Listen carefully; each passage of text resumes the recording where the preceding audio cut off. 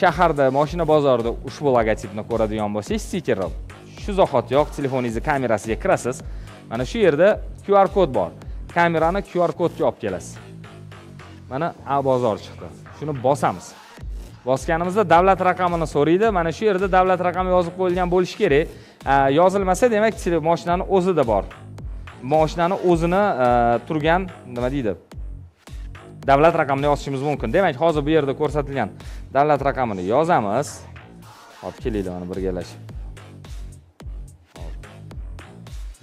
741 WA izlash.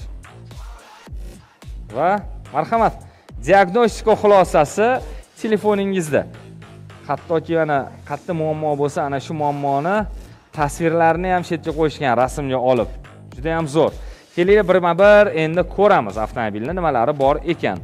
Ko'rinishidan mana qaranglar. Yana bitta narsa bor. Bitta kirganimizda qizil nuqtalar bor, belgilar.